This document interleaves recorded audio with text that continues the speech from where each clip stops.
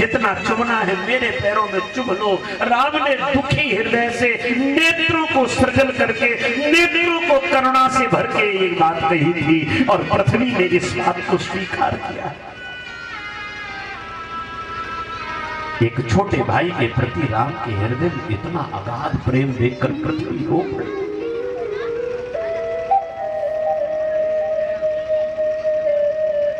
और इतना ही नहीं बंधुओं, राम जी तो जब त्रिवेणी में स्नान भी कर रहे थे ना, तो आपने देखा होगा कि जब गंगा में स्नान करते हैं तो उससे पहले संकल्प किया जाता है ना। राम जी जब त्रिवेणी में स्नान करने गए थे और संकल्प जब बोला गया तो संकल्प में एक शब्द आता है, भारत वर्षे भरत खंडे आर्यावर्ती का देशांतर्गते पुण्य पवित्र क्षेत्रे, जो भी क्षेत्र होता है उसका नाम लिया जाता है। तो उसमें जब संकल्प में भरत शब्द आया तो राम उस शुभ शब्द को सुनकर त्रिवेणी में धड़ाम से गिर गए। वैसे तो वियोग बहुत सहारा ने, पर भरत का वियोग नहीं राम से सहा गया। राघव नहाने लगे जब त्रिवेणी में, संकल्प मंत्र सामने उनके पढ़ा गया। सुनते ही भरत शब्द सुधि आई भरत भैया की, गिर पड़े त्रिवेणी में नहीं राम से रहा गया। राम जी सहन नहीं कर पाए उस भरत शब्द को और त्रिवेणी में धड़ाम से गिर पड़े। तो गुरुदेव ने ऐसी ऐसी बातें जब भरत को बताई तो भरत का मन द्रवित हुआ। तो आइए लौट करके प्रसंग, ये तो आगे बहुत आगे जाकर मिलेगा अभी हमें। इधर लौट करके आए पुराने प्रसंग की ओर। उस समय जरूर माता जानकी ने कहा आगे चलने के लिए। आज शंकर जी समझ गए कि ये जो आगे नारी जा रही है मेरी पत्नी जानकी नहीं हो सकती। और आगे जाते जाते जाते मैया इतनी आगे निकल गई कि भूल गई कि मैं कौन हूं, भूल गई। कई बार हम लोग आगे निकलने के चक्कर में कुछ ज्यादा ही आगे निकल जाते हैं, भूल जाते हैं कि हमारा कर्म क्या है, हमारा धर्म क्या है। जैसे एक बार किसी गांव में चोर आ गया, लोगों को पता चला तो शोर मचा दिया चोर चोर। तो एक पहलवान उस चोर के पीछे भागा और चोर यहां से भागते भागते सिकोहाबाद क्रॉस करके और सीधे पहुंचा फिरोजाबाद। तो वहां के लोगों ने पूछा कि भैया आज यहां तक दौड़ लगा रहे हो। वो पहलवान, जो गांव का पहलवान था, वो दौड़ते दौड़ते वहां पहुंचा।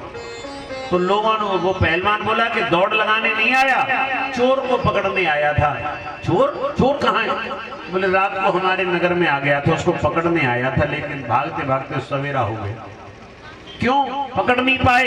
बोले पकड़ नहीं पाए, 3 किलोमीटर पीछे छोड़ दिया मैंने उसे। लेकिन क्यों? बोले जब मैं भाग रहा था तो चोर कहता है कि मुझे पकड़ नहीं सकता बेटा, मैं बहुत तेज दौड़ता हूं। उसे क्या मालूम कि मैंने दौड़ में 3 बार गोल्ड मेडल लिया।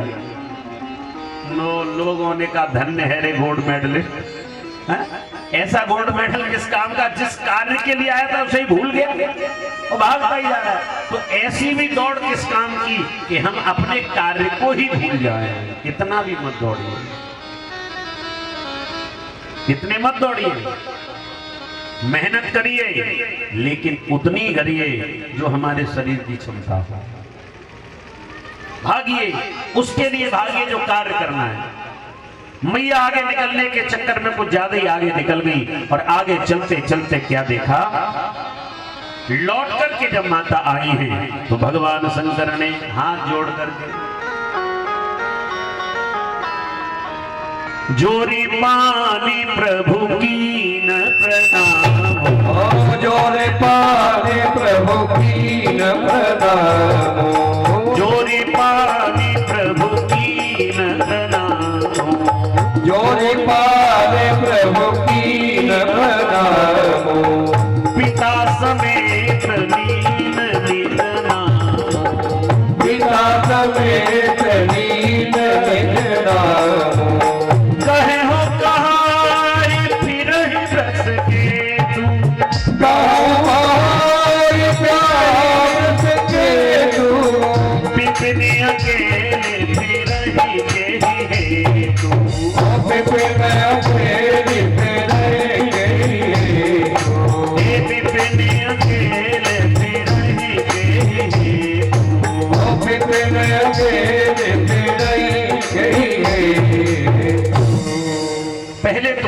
किया, मैया के चरणों में कोटि कोटि प्रणाम करता हूँ।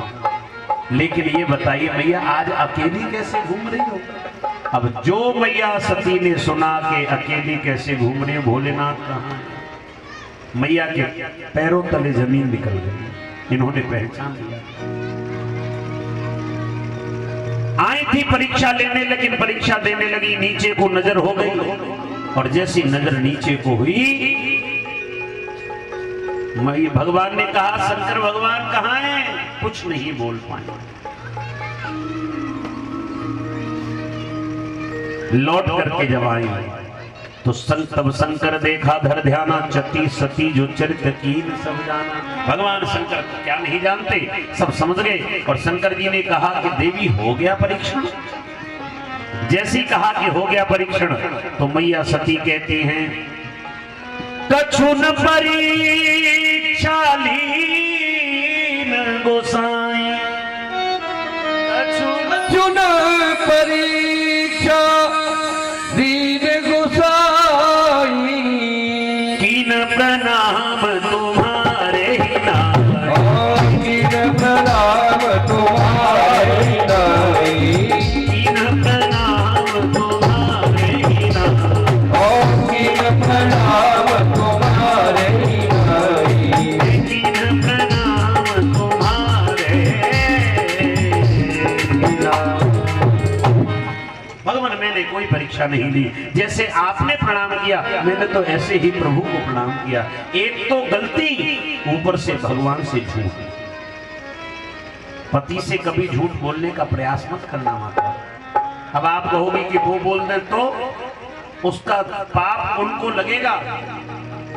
माताओं ये आप बड़ी पुण्यात्मा हो कि आपको इस भारत की भूमि पर आने का अवसर मिला है। ये भारत की भूमि कम पवित्र नहीं है। बड़ा सौभाग्यशाली हैं आप और हम सभी लोग कि भारत की भूमि पर जन्म लेने का अवसर मिला। चीन में होते तो लोग चाइनीज कहते हमको। ये भारत सबसे पवित्र भूमि मानी गई है क्योंकि यहाँ सभी देवी देवता चल करके आए। लोग बड़े लालायित होते हैं, महाराज विदेश में क्या होता हो। मुझे मालूम है, मैं गया हूं विदेश में कथा करने के लिए। मैंने वहां की भूमि पर कथा की है विदेश में। ध्यान रखिएगा, वहां माताओं को उतना सम्मान नहीं मिलता जितना इस भारत की भूमि पर। जितना भारत की भूमि पर मिलता है उतना सम्मान माताओं को विदेश की भूमि पर नहीं मिलता है। यहां हमारे भारत भूमि पर पति को परमेश्वर कहा गया है और नारी को देवी की उपमा दी गई है। विदेश में कोई पति को परमेश्वर नहीं कहता, कोई नारी को देवी नहीं कहता।